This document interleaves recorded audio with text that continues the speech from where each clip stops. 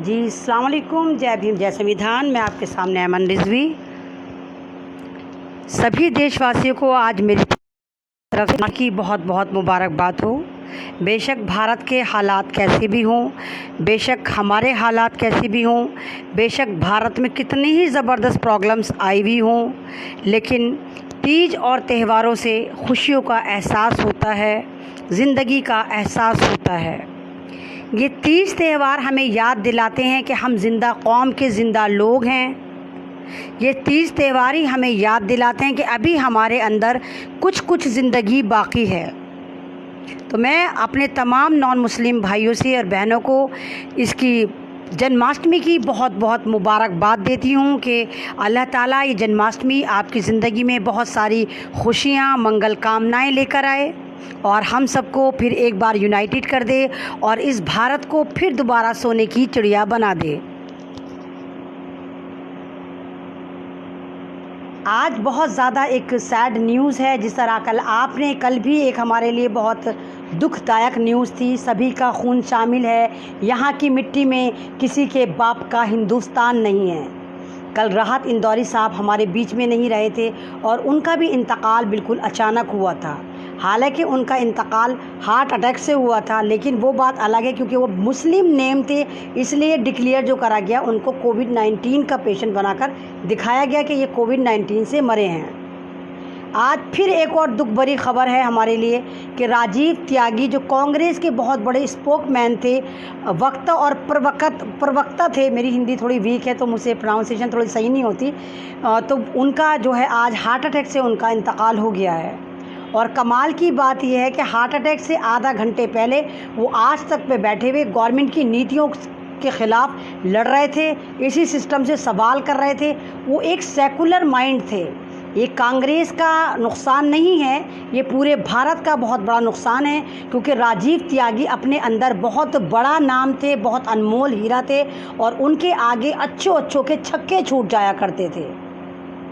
संबित पात्रा जैसे लोग उनके सामने दुम हिलाते हुए नज़र आते हैं। इतने बड़े वो मंझे हुए पॉलिटिशियन लीडर थे, इतने बड़े वो पॉलिटिकल लीडर थे, इतने बड़े मतलब सेकुलर माइंड थे। वो पूरे भारत को एक साथ लेके चलते थे। हिंदू, मुस्लिम, सिख, ईसाई, उनके अंदर कोई ऐसा बीज नहीं था। 5 से 6-7 तक वो स्टूडियो में रहे। उसके बाद जैसे ही वो घर जा रहे थे तो आधा घंटे के अंदर उनको हार्ट की प्रॉब्लम हुई, हॉस्पिटल लेके जाया गया और वहाँ पर वो इंतकाल कर गए। उनको हार्ट अटैक से इंतकाल हो गया। आप समझ में नहीं आया कि हार्ट अटैक कैसे हो गया। बंदे को अगर दिल की बीमारी थी पहले से पता होती है कि वो इतने लापरवाह क्यों थे, या कौन सा ऐसा दर्द था भारत का जो उनके अंदर पल रहा, कौन सा ऐसा नासूर था जो वो अपने दिल के अंदर पाल रहे थे। कांग्रेस बड़ी खुशनसीब है जो राजीव त्यागी जैसे लोग उसके अंदर थे, और ये भारत के साथ सबसे बड़ा नुकसान, सबसे बड़ी क्षति इस वक्त कांग्रेस पार्टी को हुई है कि उनके एक मंझे हुए लीडर इस दुनिया से चले गए हैं। ये बात अलग है अगर राजीव त्यागी मुस्लिम नेम होते, राहील खान होते, राहील मोहम्मद होते, तो आप यकीन करिए 101% उनका जो डेथ सर्टिफिकेट बनाया जाता वो कोविड-19 से बनाया जाता कि ये भी कोरोना से मर गए। वो क्योंकि इनकी पहुंच से ऊपर थे, हिंदू नेम थे, पता था हमारी चोरी पकड़ी जाएगी, मुसलमानों का तो ये कुछ भी कर दो नहीं पकड़े जाते। सारा ड्रामा इसलिए करा गया कि उनको बड़ा पछता रहे होंगे ये अस्पताल वाले भी, हाय काश ये राहील खान होते तो हम कह देते कि हाँ भाई कोविड-19 से मरे और हम अपना पैसा जो WHO से हमें भीख मिलती है हम उसको हरा कर लेते। राहत इंदौरी साहब का एक शेर था, बड़ा अच्छा शेर था, मुझे भी अट्रैक्ट करता है, जो मीडिया के ऊपर है, मेरी नज़र से मीडिया के ऊपर मैं डिफ़ाइन करूँगी। सबकी पगड़ी को हवा में उछाला जाए, सबकी पगड़ी को हवा में उछाला जाए, सोचता हूँ कोई न्यूज़पेपर निकाला जाए, सोचता हूँ कोई अखबार निकाला जाए। पगड़ी मीन इज़्ज़त। ये मीडिया वाले क्या करते हैं आजकल, ये इज़्ज़तें उछालते हैं। तो बिल्कुल सटीक शेर था राहत इंदौरी साहब का कि मीडिया वाले अपना काम नहीं करते, बस ये लोगों को जलील करते हैं, लोगों के लूप होल पे जाके हमला करते हैं। तो कितने ज़बरदस्त शायर हमने हैं। कल राहत इंदौरी साहब का हमने नुकसान बर्दाश्त करा, पूरे भारत ने, पूरी दुनिया ने, और आज राजीव त्यागी का हमने नुकसान बर्दाश्त करा। लोग आएंगे, भगत आएंगे, मुझे गालियां देंगे, कहेंगे तू तू तू तो कांग्रेस वाली है। कुछ कहेंगे नहीं नहीं ये कांग्रेस वाली नहीं, तो कांग्रेस को गालियां देती है। मैं ना कांग्रेस वाली हूँ, ना मैंने कांग्रेस को गालियां दी। कांग्रेस की कोई गलत नीति होती है, कांग्रेस का कोई गलत डिसीज़न होता है। हाँ, मैंने उसका मुद्दा रखा कि राजीव गांधी ने सारा रायता फैलाया था बाबरी मस्जिद पर, वो मैं अब भी कहती हूँ। और ये मैं नहीं कहती, ये स्ट्रीम मीडिया ना कहे, वो बात अलग है। अगर आप जाके उस ज़माने का प्रिंट मीडिया निकालते हैं तो ये फैक्ट सामने आ जाता है कि सारा बाबरी मस्जिद पे जो रायता है वो किसने फैलाया था, वो कांग्रेस ने फैलाया था और राजीव गांधी का ख्वाब था। लेकिन राजीव गांधी अब दुनिया में नहीं रहे, तो उनके गुनाहों की सज़ा हम ना तो राहुल गांधी को दे सकते हैं, ना प्रियंका गांधी को दे सकते हैं, ना सोनिया गांधी को दे सकते हैं। तो हम उनके गुनाहों की सज़ा इन लोगों को नहीं दे सकते हैं कि हाँ भाई राजीव गांधी कहते थे तो ये भी ऐसे ही हैं। वो चले गए, उनकी करनी उनके साथ, लेकिन इनकी करनी इनके साथ। हम उनके गुनाहों की सज़ा, उनकी गलतियों की सज़ा सारी ज़िंदगी कांग्रेस को नहीं दे सकते हैं। बाबरी मस्जिद का मैटर अलग सही, लेकिन भारत में जितने डेवलपमेंट हुए, दिल्ली में जितने डेवलपमेंट हुए, वो इतिहास गवाए कांग्रेस ने करे, वो बीजेपी ने नहीं करे। चाहे एम्स बने हो, चाहे मेट्रो बनी हो, चाहे हॉस्पिटल बने हो, चाहे कुछ भी बना हो, वो सारी की सारी देन कांग्रेस की है। कांग्रेस की एक बहुत अच्छी बात थी, अगर कांग्रेस के किसी भी नेता से कोई गलती होती थी तो ये अपना जुर्म कबूलते थे, उसके लिए अपोलोजाइज करते थे, माफ़ी मांगते थे, हाँ हमसे ये गलती हुई है। शीला दीक्षित थी दिल्ली की सीएम, वो बहुत बार ऐसा हुआ, मैंने खुद देखा कि वो अपोलोजाइज़ करती थी। अगर कोई बात दिल्ली में कोई ऐसी अप्रिय घटना हो जाती थी तो वो उसकी जिम्मेदारी लेके संबोधन करके सबसे माफ़ी मांगती थी कि हाँ हमसे गलती हुई, हमारी वजह से ऐसा हुआ। लेकिन बीजेपी मुख बधिर बनी हुई है, ढीठ इब्ने ढीठ है, ये कितनी गलतियां कर रही है, आपसे ना तो माफ़ी मांगती है, ना ये कबूलती है कि हाँ हमसे कोई गलती हुई है। ये अपनी गलती मानने को तैयार ही नहीं होती। जैसे आप देखिए, मैं आपको कितने दिन से मैं आपसे कह रही हूँ कि आप प्लीज़ यूनाइटेड हो जाइए, आप प्लीज़ यूनाइटेड हो जाइए, आप उतरिए, तहरीकें चलाइए, लेकिन ये नहीं कि आप थानों को आग लगाइए, आप बसों को आग लगाइए। मैं आपसे कितने दिन से कह रही हूँ, ये आरएसएस जो है बहुत ऊंची चीज़ है, बहुत बड़ी भगवा आतंकवादी तंजीम है। ये कोई भी काम ऐसे नहीं करती कि आपने आज का कल इसको अंजाम दे दिया। ये पूरा वर्कआउट करती है, सालों उस पर मेहनत करती है, सालों उस पर पूरा होमवर्क करती है। जैसे ये देख रहे हैं कि इस वक्त दलित समाज जो है मुसलमान समाज से गठजोड़ कर रहा है, उसके समाज के करीब आ रहा है, तो इनका आईटी सेल लगा हुआ था इस बात के लिए कि किसी तरह दलितों को और मुसलमानों को अलग करा जाए। और ये अब से नहीं, कब से कर रहे हैं। चाहे वो मेवात में हो, मेवात में दलितों के गांव पे इन्होंने फर्जीवाड़ा कराओ कि दलितों के गांव पे हमला कर दिया मुसलमानों ने, और वो दीपक चौरसिया जाहिल वो आतंक मचाता रहा कि भाई मार दिया, ये कर दिया, दलितों के गांवों में घुस गए, ये हो गए। उसके बाद ये इन्होंने सोचा कुछ नहीं हो रहा, फिर यूपी के एक गांव में जौनपुर में इन्होंने दलितों के गांव में आग लगाई आरएसएस वालों ने, और मुसलमानों को भिड़वा दिया कि मुसलमानों ने करा है। पहले मुसलमानों और दलितों के बच्चों को भिड़वा के फिर उनके घरों में आग लगा दी, उनके ढोर डंगर मर गए सारे दलितों के और मुसलमानों के। तो ये बीच बीच में करते रहते हैं। इसके बाद भी इन्होंने देखा कि दलित समाज फिर भी मुसलमानों के साथ जाया जा रहा है, मुसलमान फिर भी दलित समाज को साथ जा रहा है, फिर भी मुसलमान जय भीम जय भीम जय भीम जय भीम कर रहे हैं। तो इनके बड़े मरोड़े उठ रहे थे, तो इन्होंने पूरा होमवर्क करा। मैं आपसे पहले ही कह रही हूँ कि फेसबुक पे, सोशल मीडिया पे आईटी सेल बहुत तेज़ी से एक्टिव है। तो इन्होंने इजी टारगेट बनाया। इन्होंने बेंगलुरु एक जगह है, वहाँ के जो एमएलए हैं उनकी आईडी को, फेसबुक आईडी को हैक करा, आरएसएस वालों ने हैक करा। और उनकी आईडी से क्या करा, उनकी आईडी से जो इन्होंने ये करा कि उनकी आईडी से इन्होंने हमारे मुसलमानों के पैगंबर इस्लाम रसूल पाक सल्लल्लाहु अलैहि वसल्लम की शान में गुस्ताखियों वाली पोस्ट करनी शुरू कर दी ताकि मुसलमान भड़क जाएं। जब ये वाली बात हुई तो मुसलमान भड़क गए, कुछ जाहिल मुसलमान ही कहूँगी मैं, भड़क गए। उनको अगर उन्होंने वाकई ऐसा करा है तो उनको ऐसा नहीं करना चाहिए था। और वो आज सुबह रोड पे निकल गए, उन्होंने उन एमएलए की कोठी का जाके घिराव करा, एमएलए के आवास का जाके घिराव करा और थाने का जाके घिराव करा। पुलिस वालों को क्या चाहिए, पुलिस वाले तो इजी टारगेट समझते हैं मुसलमानों को। पुलिस वालों ने आओ देखा ना ताओ, सीधा गोलियां भांचनी शुरू कर दी, सीधा उनके गोलियां मारी और 3-4 मुसलमान मर गए। 3-4 कह रहे हैं, कम से कम इन्होंने 20-25 टपकाए होंगे, क्योंकि सरकारी आंकड़ा हमेशा पीछे होता है। और मुसलमान मरे तो अगर 10 मरते हैं तो 1 बताते हैं। तो इन्होंने सीधी गोलियां भांची और कहा हालात बेकाबू हो गए थे। मैं कितने दिन से आपको अवेयर करा रही हूँ, कितने दिन से मैं आपको बता रही हूँ कि इनका षड्यंत्र समझो, इनकी चाल को समझो कि ये तुमसे क्या चाहते हैं। ये दलितों को और मुसलमानों को लड़वाना चाहते हैं। ये डूबती डाबती सरकार है, इसके हाथ में कुछ नहीं बचा। ये सिर्फ अब एक ही हथियार रह गया कि दलितों को मुसलमानों को तोड़े, दलितों को मुसलमानों सरदारों को तोड़े, इनमें आपस में फूट पड़वाए। और ये किसी हद तक कामयाब हो गई बेंगलोर में, जहाँ पर इसने आईटी सेल वालों ने, आरएसएस वालों ने एमएलए की आईडी को हैक करा और वहाँ से गुस्ताखे रसूल की पोस्ट करी।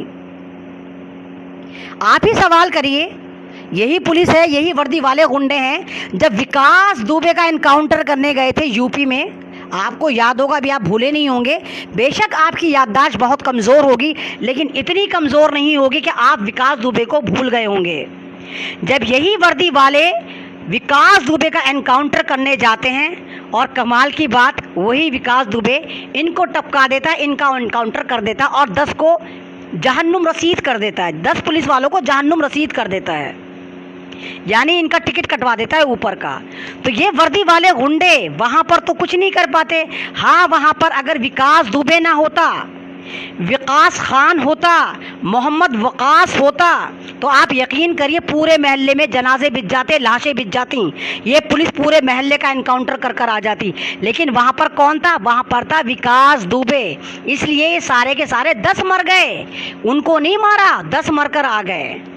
तो मैं आपसे शुरू से कहती चली आ रही हूँ कि ये लोग आपको इजी टारगेट समझते हैं। आप मुसलमान इजी टारगेट हैं। इस वक्त भारत में नहीं, दुनिया में ही मुसलमान होना सबसे बड़ा गुनाह है, क्योंकि ये आपको आतंकवाद के नाम पे काट रहे हैं, आपको गाय के नाम पे काट रहे हैं, आपको जिहादी के नाम पे काट रहे हैं, आपको पाकिस्तानी के नाम पे काट रहे हैं, और आपको काट रहे हैं, काट रहे हैं और काट रहे हैं। वो अलग बात है, सारी मुस्लिम कंट्री आपकी बर्बाद हो रही हैं, वो अलग बात है, सारे जेलों में आप जाते हैं, वो अलग बात है, बेटे बाप आपके मरते हैं, वो अलग बात है, बेटियां आपकी लुटती हैं, उसके बावजूद भी जिहादी का टैग आपके ऊपर, आतंकवाद का टैग आपके ऊपर। तो आपका जज्बात आपको लेके डूब गया। और वो अकल से पैदा संवित पादरा जिसको कुछ और काम नहीं है, तेरे ऊपर भी काला चक्र आएगा, काल का चक्र आएगा, अगला नंबर तेरा है। तू भी या तो हार्ट फेल होके मरेगा, या तुझे ब्रेन हैमरेज होगा, तेरी दिमाग की नस फटेगी। उस आलतू फालतू आदमी को कुछ काम होता नहीं, या तो वो आपको डिबेट पे कुत्ते की तरह भौंकता हुआ नजर आता है, बंदर की तरह नाचता हुआ नजर आता है, या फिर वो आपको ट्विटर पे ट्विटर खेलता हुआ नजर आता है। उसने फौरन ट्वीट करा, सोचता हूँ ये निडर हैं जब ये हाल है, यानी मुसलमानों को लिख रहा है, सोचता हूँ ये निडर है जब ये हाल है, अगर ये इनका भारत में मतलब राज हो जाए, जब ये सोचता हूँ ये डर में इनका ये हाल है, अगर ये निडर हो जाए तो इनका क्या हाल होगा। यानी ये कह रहा है कि जब मुसलमान डर में है, सोचता हूँ ये डर में है तो इनका ये हाल है, अगर ये निडर हो जाएंगे तो इनका क्या हाल होगा।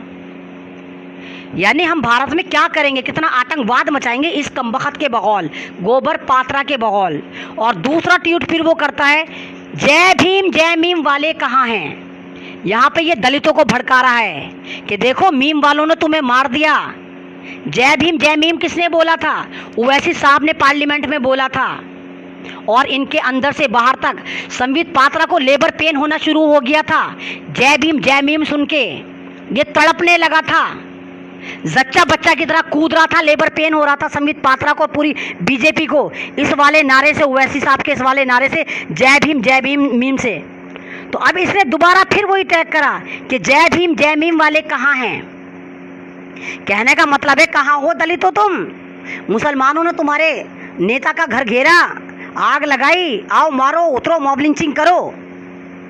मैं आपसे शुरू से कहती चली आ रही हूँ कि होश में जोश मत खोइए, या जोश में होश मत खोइए, अपनी अकल का यूज करिए, मत बनिए इतने पागल कि आपकी सुई को भी भाला बनाकर पेश कर देते हैं, आप किचन की छुरी उठाते हैं, या आरएसएस वाले, या बीजेपी वाले तलवार बना देते हैं।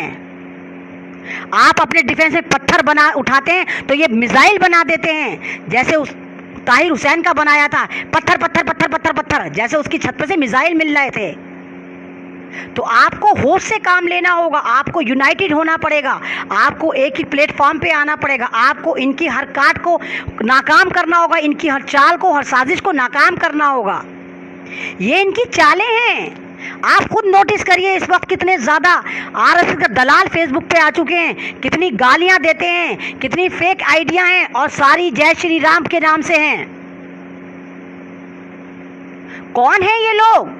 ये सारे आईटी सेल के स्लीपर बॉम्ब हैं जो नफरत भड़का रहे हैं ताकि आप रिप्लाई दें। इन्होंने तो इतनी हद कर रखी है कि कुरान के नाम से भी पेज बना रखे हैं, इस्लामिक पेज बना रखे हैं आईटी सेल वालों ने, ताकि मुसलमानों को टैग करें, मुसलमान इनको फॉलो करें। तो ये आपको इतना बेवकूफ़ बना रहे हैं। तो इन्होंने दलित को यूज़ कर लिया, दलित एमएलए को यूज़ कर दिया बेंगलोर में, ताकि मुसलमान दलितों में डिवाइडेशन हो जाए और फिर ये इसको सारी ज़िंदगी कैश कराएं। और कैश कराएंगे, आप देखिए आने वाले वक्त में कैश कराएंगे कि देखो मुसलमानों ने दलितों पे हमला करा था। ये हरामखोर ये नहीं बोलेंगे कि इसी वर्दी वाली गुंडी पुलिस ने 10-12 मुसलमान टपका दिए थे, सीधे गोली मार दी थी, ये नहीं बोलेंगे। हाँ, हमला बोलेंगे। और कुछ भक्त मुझे कहते हैं जा पाकिस्तान चली जा। क्यों? भारत तेरी माँ जहेज में लेकर आई थी। क्यों बे गोबर भक्त, क्यों बे मूत्र भक्त? ये भारत जो है तुम्हारी अम्मा जहेज में लेकर आई थी क्या, जो मैं पाकिस्तान चली जाऊं, मैं वहां चली जाऊं, मैं वहां चली जाऊं? तुम्हारी अम्मा लेकर आई थी जहेज में, तुम्हारा अब्बा लाया था, तुम्हारे अब्बा की प्रॉपर्टी है। सभी का खून शामिल है यहाँ की मिट्टी में, किसी का बाप का हिंदुस्तान नहीं है। तुमसे कुछ होता जाता तो है नहीं। चड्डी धोने वालों, कुछ करा जिंदगी में सिवाय अंग्रेजों की चड्डियां धोई, नफरतें बांटी, फ्रीडम फाइटर को तुमने फांसियों पे चढ़वाया, इसके अलावा कुछ करा तुमने भारत में? क्या होता है तुम्हारे इंस्टीट्यूशन में, आरएसएस की ब्रांचेस में? तलवारें चला रहे हैं, त्रिशूल चला रहे हैं, महात्मा जी के गोली मारना सिखा रहे हैं। हम गॉडसे वाले हैं, हम गॉडसे वाले हैं, हम शार वर्कर वाले हैं। तुम्हारे बाप का हिंदुस्तान है। अम्मा जहेज में लाई थी जो मैं हिंदुस्तान छोड़ के चली जाऊं? आइंदा लिख मत देना मुझे ये वाली बात, क्योंकि तुम्हारे बाप का हिंदुस्तान नहीं है, सबका हिंदुस्तान है। हमने कुर्बानी दी थी, हमने फांसी पे चढ़े थे यहाँ पर, तब हमने भारत को सिक्योर करा था, तुम्हारे लिए नहीं छोड़ा था। चड्डी धारियों, ब्रिटेन के चाटुकारों, तो औकात में रह के बात करना तुम्हारी औकात बस यही है कि जय श्री राम का नारा लगाओ और उस नारे को बदनाम कर दो, भगवा आतंकवाद नारा बनाकर तुम दलितों को मारो, तुम मुसलमान को मारो। इससे ज्यादा तुम कुछ नहीं कर सकते। वहां भी तुम एक नहीं आते, झुंड में आते हो, झुंड में, क्योंकि तुम गीदड़ हो। अपने बाप की औलाद होते ना तो एक को एक मारने आता, 100 का झुंड ना आता जय श्री राम का नारा लगा के, हथौड़े तलवारें त्रिशूल लेकर। तो तुम भगवादारियों का ये भारत नहीं है, ये हमारा भारत है, ये आपका भारत है। आपको होश में जोश से काम नहीं लेना पड़ेगा। आप अपना जोश में बिल्कुल होश नहीं छोड़ रहे। ये नहीं कि निकल पड़े सड़कों पर और बसें जला रहे। बस के इनके बाप की है, हमारी बसें हैं। पुलिस स्टेशन जो बने हमारे पैसे से बने, इनके बाप के पैसे से बने हैं क्या? हमारा टैक्स था वो, सड़कें हमारे टैक्स से बनी हैं, जितने भी सरकारी आवास है वो हमारे पैसे से बना हुआ है। प्लीज आप नुकसान मत पहुंचाया कि ये पब्लिक प्रॉपर्टी को, वो हमारे ही पैसे से बनी हुई है, इनके बाप का पैसा नहीं लगा हुआ। और जिस तरह 15 अगस्त आ रही है, 15 अगस्त जिस तरह आ रही है, 15 अगस्त को हम आज़ाद हुए थे, इसी तरह अपने दिमाग को आज़ाद करिए, अपनी सोचों को आज़ाद करिए, इस गुलामी से आज़ाद हो जाइए, इस आरएसएस की टेरर से आज़ाद हो जाइए, इन भारत के गुंडों से आज़ाद हो जाइए। अपने आप को आज़ाद मानिए, आज़ाद। आप आज़ाद भारत के आज़ाद नागरिक हैं, खुद को आज़ाद समझिए और मुहिम चलाइए आईपीएस संजीव भट्ट के लिए, जो आपके लिए जेल में है, जिनको गुजरात में जेल में रख रखा है कि वहाँ का कानून नरेंद्र मोदी का चलता है, टकलू शाह का चलता है। कितने पुलिस वाले हैं, छोटे छोटे पिद्दीशूर पुलिस वाले, वो भी कस्टडी में मार देते हैं लोगों को, मुजरिमों को। और आईपीएस संजीव भट्ट जिन्होंने किसी को मारा भी नहीं था, उस जुर्म में वो जेल में है, उम्र कैद की सज़ा सुना दी गई उनको 1990 के केस में, जो कि उन्होंने मारा भी नहीं था। तो आप उनकी आवाज़ बनिए, आप संजीव भट्ट के लिए आवाज़ उठाइए, क्योंकि भारत को संजीव भट्ट जैसे ऑफिसर चाहिए। आप डॉक्टर कफील की आवाज़ उठाइए, क्योंकि भारत को डॉक्टर कफील जैसे डॉक्टर चाहिए। आप उन तमाम सोशल एक्टिविस्ट के लिए आवाज़ उठाइए जो जेलों में, क्योंकि भारत को ऐसे ही लोग चाहिए। और पैदा करिए ऐसे लोग अपने घरों में, अपनी माँ को, अपनी बेटियों को, अपनी बहनों को, जो इस संविधान को बचाने के लिए सड़कों पर आए, इस संविधान की बचाने की बात करें और इन चड्डीधारियों के ऐसे लात मारें कि ये फिर जाकर ब्रिटेन की चप्पल चाटें या इन्हें चाइना फेंकिए उठाकर, ताकि चाइना इनके दिमाग में कोई ऐसी चिप लगा दे कि इनका दिमाग थोड़ा थोड़ा तो काम करे। इनका जो भी सुराख है, गोबर उगलते हैं, जो भी सुराख है, जो सिर्फ मूत्र उगलते हैं। तो आपको यूनाइटेड होना पड़ेगा, आपको एक होना पड़ेगा। मैं शुरू से कहती चली जा रही हूँ, मैं ऐमन रिजवी कुछ नहीं हूँ, आपकी आवाज़ हूँ, कोई नेता नहीं हूँ, कोई अभिनेता नहीं हूँ, कोई सेलिब्रिटी नहीं हूँ, मैं हक की आवाज़ हूँ। हाँ, मैं फ्रीडम फाइटर की पोती हूँ, ये गुरूर मुझे था, है और इंशाल्लाह मरते दम तक रहेगा, क्योंकि मेरे दादा परदादा ने इस देश को बचाने के लिए कुर्बानी दी थी और आपके भी दी होगी। आप भी हिस्ट्री मालूम करिए, लाखों करोड़ों लोग चढ़े थे फांसी पर, आज़ादी में कुर्बान हुए थे, वो आपके थे। भगत सिंह जैसे लाखों चढ़े थे, अशफाक उल्लाह जैसे लाखों चढ़े थे, वो सब आपके ख़ानदान से होंगे। आरएसएस ने कोई कुर्बानी नहीं दी थी, उल्टी इन्होंने जितने भी फ्रीडम फाइटर थे उनको मरवाया था, उनकी मुखबिरी करी थी। सावरकर पक्का मुखबिर था, गॉड से पक्का कमियां, महात्मा गांधी का कातिल था। जो महात्मा गांधी को मार सकते हैं और उसको फॉलो कर सकते हैं, तो वो सोचिए हम किस खेत की मूली हैं। जिन्होंने हमारे बापू को नहीं छोड़ा, उनको उस वक्त मार दिया जब वो पूजा करने जा रहे थे, और आखिरी लफ्ज क्या था? हे राम। और ये भगवा आतंकवादी राम की बात करते हैं, ये राम की बात करते हैं। तो आपको इनको मजा चखाना होगा, लेकिन सड़कों पर उतर के ये नहीं कि डंडे त्रिशूल तिलवार लेके उतर जाएं, नहीं, आपको जबान से मजा चखाना होगा। आपको दर्ज करानी होगी अपनी नाराजगी कि ये भारत हमारा है जिसको नेपाल घेरे जा रहा है, ये भारत हमारा है जिसको चाइना घेर कर बैठ गया, ये भारत हमारा है जिसको पाकिस्तान आंखें दिखाता है, ये भारत हमारा है जिसपे भूटान ने पानी बंद कर दिया। आज ये छोटे छोटे मुल्क हमें आंखें दिखा रहे हैं, किसकी वजह से? इस चाय वाले चौकीदार की वजह से। जब से ये चौकीदार आया है, हमारा पूरा भारत बर्बाद हो गया। नाक के नीचे रेप, पूरे भारत में रेप, जो भी रेप करता है उसको ये वीआईपी ट्रीटमेंट देते हैं, चाहे वो सेंगर हो, चाहे वो चिन्मयानंद हो, कोई भी हो, जो भी रेप करता है उसको अपने यहाँ शामिल करते। और उसका अंजाम क्या हो रहा है? आज भारत में रेप देखिए किस कदर बढ़ते जा रहे हैं। दिल्ली में रेप हुआ था, 12 साल की बच्ची का घर में घुस के रेप करा है। बताइए, इतने हौसले बढ़ गए इन लोगों के, घर में घुस के रेप हो रहा है। तो ये आपकी गफलत आपको बर्बाद कर देगी। आपको जागना होगा, आपको आवाज़ बुलंद करनी होगी, आपको ये वर्दी वाले गुंडे इनके खिलाफ एहतजाज करना होगा। हमें आईपीएस संजीव भट्ट जैसे लोग चाहिए, लॉयल और ईमानदार, जिन्होंने इतना बड़ा सच बोला कि गोधरा कांड फर्जी था। गुजरात में जितने दंगे हुए थे मोदी ने फर्जी करवाए थे और जान के मुसलमानों को प्री प्लान मारा था, उसकी सज़ा भुगत रहे हैं वो। तो आपको आईपीएस संजीव भट्ट की आवाज़ बननी होगी और संजीव भट्ट पैदा करने होंगे और बनाने होंगे, ताकि हम अपने भारत को बचा सकें। हमें हेमंत करकरे जैसे लोग चाहिए।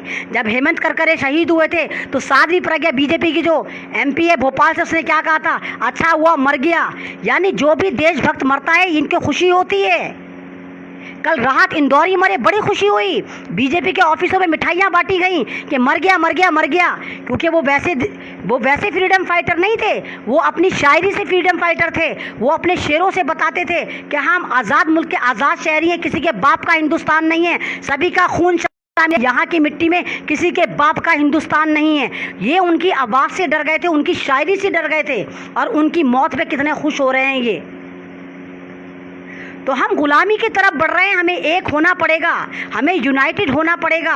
मैं दलित समाज से भी कहूँगी, प्लीज़ आप सब यूनाइटेड हो जाइए, सरदार समाज यूनाइटेड हो जाए, मुसलमान यूनाइटेड हो जाएं, आप तीनों यूनाइटेड हो जाएं। फिर देखिए हम इस भारत को कैसे बचाते हैं। हम तिनका जमा करके फिर वही घोंसला बनाते हैं। उखाड़ फेंकिए इन चड्डीधारियों को, उखाड़ फेंकिए इस आरएसएस को, मज़ा चखाइए। बिहार में इलेक्शन है, कीचड़ में घुसा दीजिए कमल को कि दोबारा नहीं खिलने देंगे।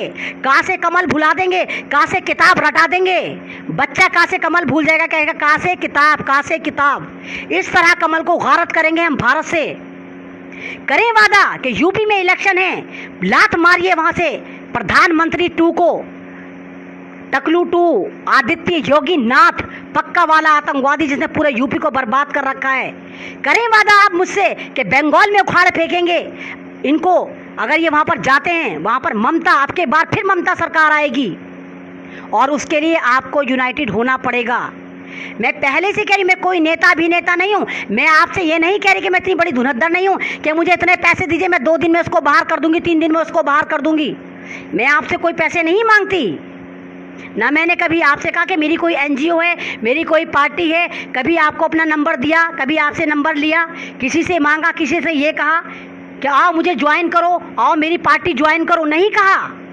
मैं आपको यूनाइटेड करने आती हूँ। मैं सोशल एक्टिविस्ट हूँ, लेकिन आपकी सोशल एक्टिविस्ट हूँ। आपको जगाने आती हूँ, आपको फैक्ट बताने आती हूँ, किसी पार्टी से नहीं हूँ। और मैं चिद्दी चोर नहीं हूँ जो चंदा जमा कर करके खा जाऊँ किसी का नाम लेकर। तो आपको समझना होगा कौन आपके लिए लॉयल है, कौन आपके लिए धोखेबाज है। बॉयकॉट करें ऐसे लीडरों की जो आपके सो कॉल लीडर बनते हैं और उसके नाम पे चंदा जमा करके अपनी गुल्लकें भरते हैं।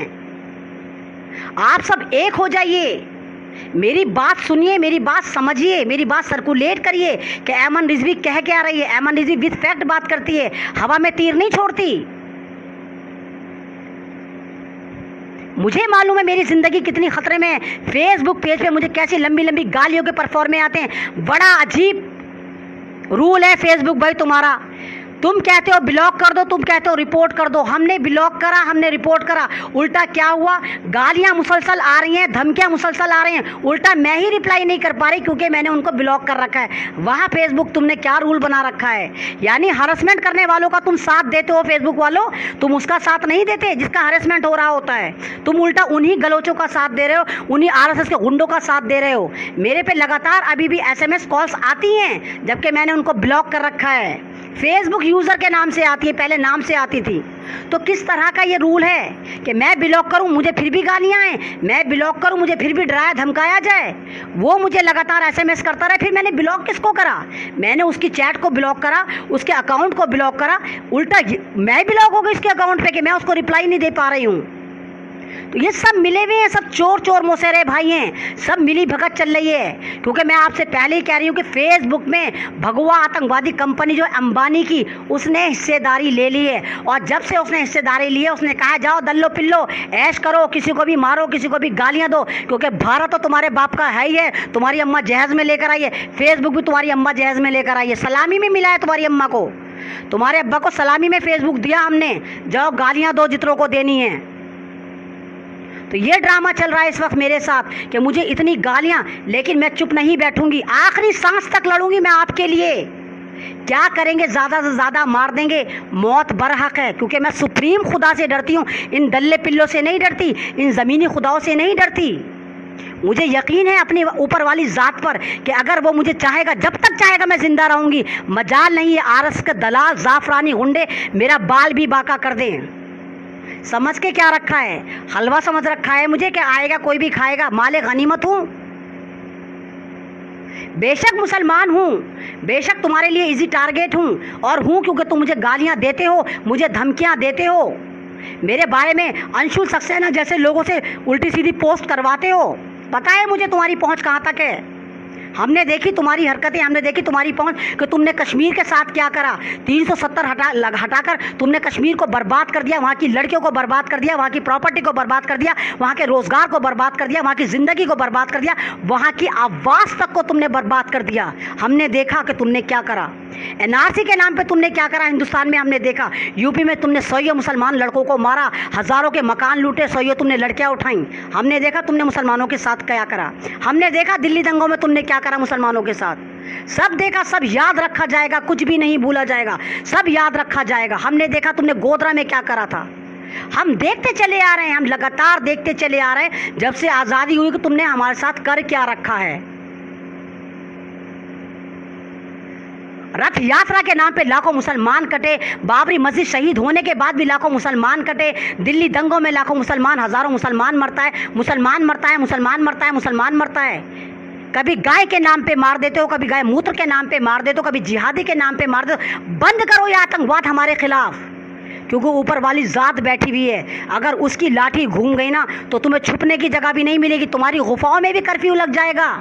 जिन गुफाओं का तुम सहारा लेते हो, जहाँ जाके तुम छुपते हो, तुम्हारी गुफाओं में भी इंशाल्लाह कर्फ्यू लग जाएगा।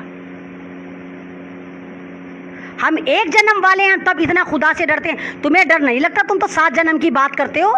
तुम्हें डर नहीं लगता? हाय हम इतना गलत कर रहे हैं, अगले जन्म में बिच्छू बन जाएंगे, अगले जन्म में सांप बन जाएंगे। तुम्हें डर नहीं लगता? तो कैसे 7 जन्म वाले हो? तुम तो एक ही जन्म अच्छा नहीं करके जाते। और तुम्हारे ही बकौल अगर तुम एक जन्म में हरामीपन दिखाते हो तो अगले जन्म में तुम कुत्ता बिल्ली सांप बिच्छू बन के पैदा होते हो। तो तुम तो अपने मज़हब को फॉलो नहीं करते, तुम तो अपनी आस्था पे चलने को तैयार नहीं हो। फिर कौन से वाले तुम स्नातन धर्म की बात करते हो? तुम हिंदू नहीं हो, क्योंकि हिंदू लफ्ज़ ना किसी ग्रंथ में पाया जाता है, ना गूगल पे पाया जाता है, ना किसी इतिहास में पाया जाता है। तुम स्नातन धर्म वाले हो, स्नातन धर्म है तुम्हारा। हिंदू को मैं पहले ही डिफाइन कर चुकी हूँ। जो दरियाए इंडस के बराबर में रहते हैं वो हिंदू कहलाता है। उसी से हिंदुस्तान बना, उसी से इंडिया बना, इंडस से इंडिया। दरियाए इंडस, दरियाए हिंद, उसी से ये हिंदू के बराबर में हिंदुस्तान बना। तो तुम हिंदू नहीं हो, तुम स्नातन धर्म वाले हो। तो बंद करो ये ड्रामा। और मैं आप सबसे कहती हूँ प्लीज़ यूनाइटेड हो जाइए, एक हो जाइए, आवाज़ उठाइए संजीव भट्ट के लिए, आवाज़ उठाइए कफील के लिए, क्योंकि हमें ज़रूरत है ऐसे डॉक्टरों की, हमें ज़रूरत है ऐसे IPS ऑफिसर की। और अपने बच्चों को पढ़ाइए, आला तालीम दिए, ताकि हम हर गली में, हर महल्ले में संजीव भट्ट जैसे लोगों को तैयार कर सकें और इस संविधान की हिफाजत कर सकें। जिसको ये चाय वाला फाड़े जा रहा है, फाड़े जा रहा है, फाड़े जा रहा है, नहीं फाड़ने देंगे। मर जाएंगे, संविधान पे आंच नहीं आने देंगे। करें वादा मुझसे। तो बस मैं यही कहूंगी, ये खामोश मिजाजी तुम्हें जीने नहीं देगी। इस दौर में जीना है तो कोहराम मचाओ। ये पेज है, अगर आपको लगता है मैं सही बोलती हूँ तो प्लीज़ मेरा फेसबुक पेज को लाइक करें और फॉलो करें। मेरी आवाज़ को मजबूत करें, क्योंकि मैं आपकी बहन हूँ, आपकी आवाज़ हूँ, भारत की बेटी हूँ। शुक्रिया, अल्लाह हाफिज़।